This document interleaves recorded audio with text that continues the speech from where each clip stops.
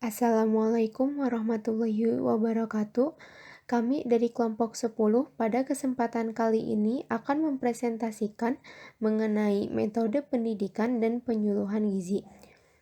Sebelumnya, saya akan memperkenalkan anggota kelompok kami terlebih dahulu. Dengan saya sendiri, Putri Arya Aprilian, dan kedua rekan saya, Ratih Farasanti dan Raihan Nailaden. Materi yang akan kami bahas meliputi pengertian dari metode penyuluhan, cara memilih metode, macam-macam metode penyuluhan, dan analisis kasus.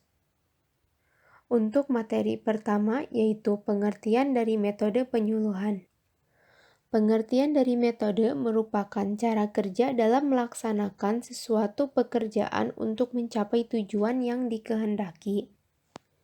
Sedangkan pengertian dari penyuluhan sendiri yaitu sebagai hubungan timbal balik antara dua individu di mana yang seorang konselor berusaha membantu yang lain berupa klien untuk mencapai pengertian tentang dirinya sendiri dalam hubungan dengan masalah-masalah yang dihadapinya pada waktu yang akan datang. Untuk materi kedua yaitu cara pemilihan metode. Dalam penentuan metode sendiri melibatkan langkah-langkah sebagai berikut. Yang pertama, tujuan edukasi. Tujuan ini menyangkut kemampuan yang harus dimiliki setelah selesai mengikuti kegiatan edukasi. Menurut Bloom tahun 1956, tujuan edukasi dibagi menjadi 3, yaitu kognitif, efektif, dan psikomotor. Langkah yang kedua yaitu bahan atau materi edukasi. Menurut Gagne, tahun 1976 mengungkapkan bahwa bahan edukasi terdiri dari konsep, prinsip, prosedur, dan fakta atau kenyataan yang ada. Dari setiap jenis bahan edukasi tersebut memiliki tingkatan kesulitan yang terdiri dari bahan edukasi dasar, kelanjutan, dan tinggi. Langkah yang ketiga yaitu sumber edukasi.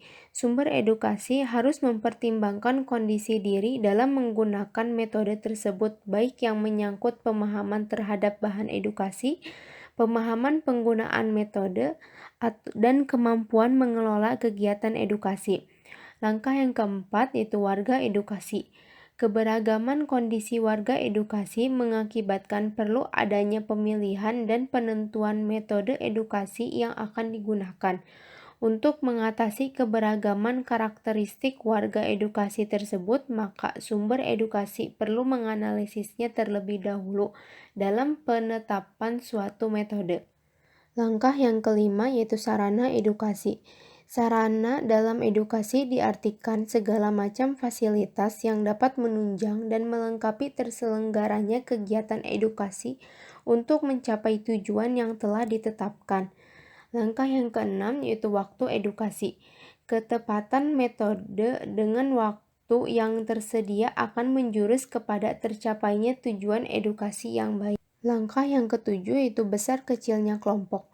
Perubahan dalam diri seseorang lebih mudah terjadi dalam suasana interaksi antara sumber edukasi dengan warga edukasi apabila ada kesempatan untuk saling menerima dan memberi untuk kejelasan dan pengembangan suatu gagasan. Dan yang terakhir yaitu langkah ke-8 yaitu biaya edukasi. Beberapa metode edukasi memang ada yang membutuhkan biaya yang besar. Contohnya adalah kunjungan lapangan atau field trip. Materi selanjutnya yaitu macam-macam metode penyuluhan. Yang pertama terdapat metode ceramah. Ceramah adalah menyampaikan atau menjelaskan suatu pengertian atau pesan secara lisan yang sudah dipersiapkan terlebih dahulu oleh seorang pembicara atau ahli kepada sekelompok pendengar dengan dibantu beberapa alat peraga yang diperlukan. Tujuan dari ceramah yaitu yang pertama menyampaikan fakta, yang kedua menyampaikan pengalaman, yang ketiga membuka suatu permasalahan untuk didiskusikan, yang keempat, menyampaikan pendapat mengenai suatu masalah. Yang kelima, membangkitkan semangat atau merangsang pemikiran peserta. Untuk penggunaan dari ceramah ya salah satunya yaitu untuk menyampaikan ide atau pesan. Untuk metode yang kedua yaitu diskusi kelompok atau disko. Diskusi kelompok adalah percakapan yang direncanakan atau dipersiapkan di antara 3 orang atau lebih tentang topik tertentu dengan seorang pemimpin. Dalam kelompok beberapa orang memiliki minat bersama terhadap suatu permasalahan temu, dan bertukar pikiran. Tujuannya yaitu mencari, menemukan, atau menggali pemecahan suatu masalah. Yang kedua, menetapkan rencana bersama. Yang ketiga, bertukar pikiran dan perasaan. Yang keempat, mendorong partisipasi peserta. Untuk metode yang ketiga, terdapat metode diskusi panel. Diskusi panel adalah suatu pembicaraan yang dilakukan oleh beberapa orang yang dipilih, 3-6 orang yang dipimpin oleh seorang moderator di hadapan sekumpulan pendengar. Tujuannya yaitu peserta bisa mendapatkan informasi dari para ahli mengenai suatu hal. Beberapa penggunaan metode diskusi panel yaitu dapat menciptakan suasana yang baik untuk komunikasi antar anggota kelompok, mengenal masalah dan bagaimana menelaahnya, dan memberikan pandangan kepada pendengar mengenai suatu masalah dari berbagai sudut pandang. Untuk metode yang keempat, yaitu metode curah pendapat atau brainstorming. Curah pendapat adalah suatu penyampaian pendapat atau ide untuk pemecahan suatu masalah tanpa adanya kritik. Evaluasi pendapat disampaikan setelah seluruh peserta menyampaikan pendapat atau ide-idenya. Dalam curah pendapat, pemikiran kreatif lebih dibutuhkan daripada pemikiran praktis. Semua pendapat, mulai pendapat baik yang benar maupun yang salah, sangat diperlukan. Tujuan dari curah pendapat yaitu yang pertama, untuk membuat kompilasi atau kumpulan pendapat, informasi, atau pengalaman seluruh peserta yang sama maupun berbeda. Hasilnya kemudian dijadikan peta informasi, peta pengalaman, atau peta gagasan untuk menjadi pelajaran bersama. Tujuan yang kedua yaitu mengembangkan keterampilan dalam pemecahan masalah yang kreatif. Tujuan yang ketiga, mendorong peserta untuk berpikir dari hal-hal yang sifatnya rutin. Tujuan yang keempat yaitu mencari cara pemecahan masalah setelah cara-cara lain gagal. Metode yang kelima, terdapat metode kelompok studi kecil. Menurut Alma, metode pembelajaran kelompok kecil adalah suatu metode di mana kelompok besar dibagi menjadi beberapa kelompok kecil yang terdiri dari 3-4 orang. Tujuannya yaitu untuk menggunakan metode base group adalah agar siswa mampu memperoleh informasi dengan berdiskusi kelompok untuk memecahkan masalah. Salah satu keunggulannya dari metode ini yaitu metode ini mampu mendorong individu untuk memberikan sumbangan pemikiran melalui diskusi kelompok. Metode selanjutnya yang keenam yaitu metode role play atau bermain peran. Di sini peserta berbuat sesuai dengan pendapatnya, kemudian mencoba untuk memecahkan masalah yang sedang dihadapi. Terdapat 3 tujuan dari metode roleplay ini. Yang pertama adalah mengunggah suatu persoalan yang menyangkut hubungan manusia. Yang kedua, mendapatkan alternatif lain dalam pemecahan masalah yang menyangkut hubungan manusia. Yang ketiga, melibatkan segi-segi sikap dan perasaan secara tajam dari para peserta. Metode ini digunakan untuk memaknai suatu kehidupan yang berhubungan dengan interaksi antar manusia. Baik, yang selanjutnya ada metode case and study. Metode ini merupakan sekumpulan situasi masalah yang dianalisis secara mendalam atau mendetail. Biasanya permasalahannya adalah bagian dari kehidupan yang memerlukan diagnosis penanganan. Metode ini bertujuan untuk melatih peserta didik berguna mengembangkan pengetahuan, sikap, dan keterampilan dengan cara mempelajari suatu secara mendalam. Untuk studi kasus dalam bidang gizi, biasanya kasus berupa berbagai jenis penyakit dan yang diharapkan dapat mempelajari dari segi patologi dan intervensi gizinya. Untuk selanjutnya ada metode demonstrasi. Metode ini merupakan teknik penyuluhan dengan peragaan atau menunjukkan kepada peserta bagaimana melakukan atau menggunakan sesuatu. Demonstrasi yang dilakukan biasanya diikuti dengan rekomendasi oleh sebagian atau seluruh peserta. Intinya, demonstrasi merupakan penyajian secara nyata yang disertai dengan diskusi, yang bertujuan untuk mengajarkan secara nyata bagaimana melakukan atau menggunakan sesuatu, menunjukkan cara atau prosedur dengan teknik terbaru. Yang selanjutnya ada metode simulasi atau permainan.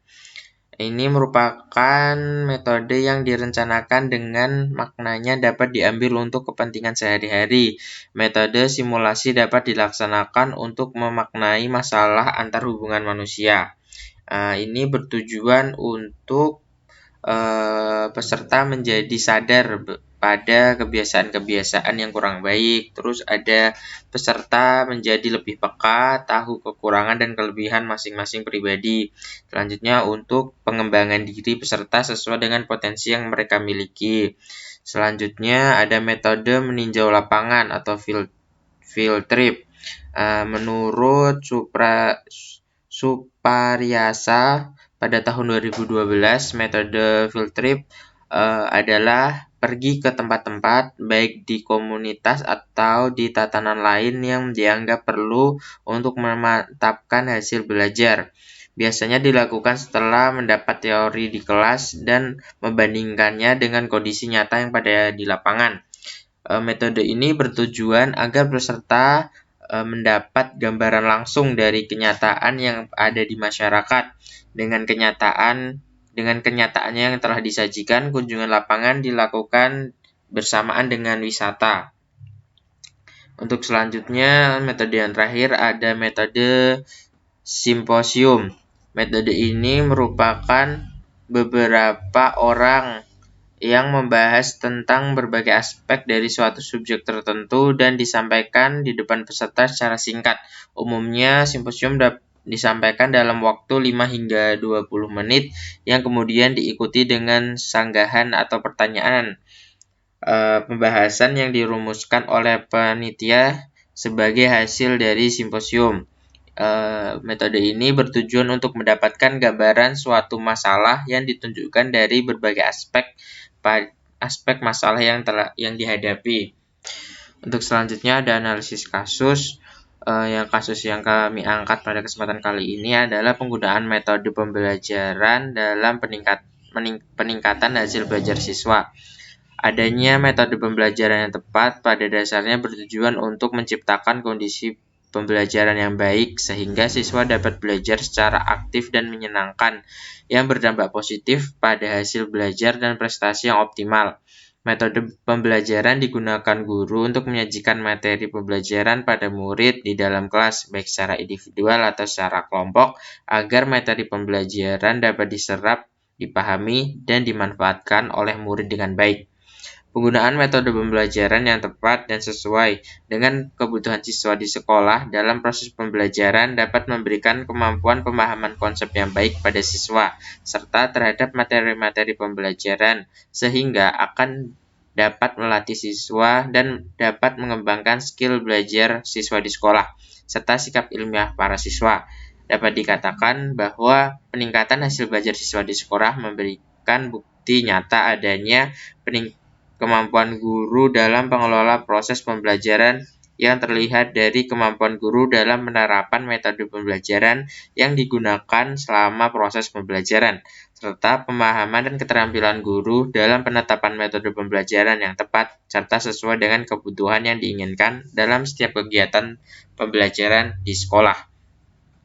Untuk kesimpulan dari presentasi kali ini adalah metode pendidikan kesehatan merupakan setiap cara, teknik, kemampuan, maupun media yang terencana yang diterapkan berdasarkan prinsip-prinsip yang dianut.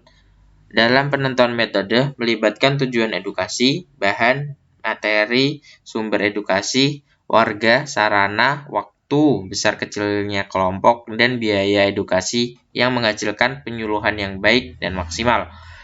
Dalam penyampaiannya terdapat beberapa macam metode penyuluhan, yaitu salah satunya metode ceramah, diskusi kelompok, diskusi panel, curah pendapat, kelompok studi kecil, bermain peran, studi kasus, demonstrasi, simulasi, field trip, dan simposium.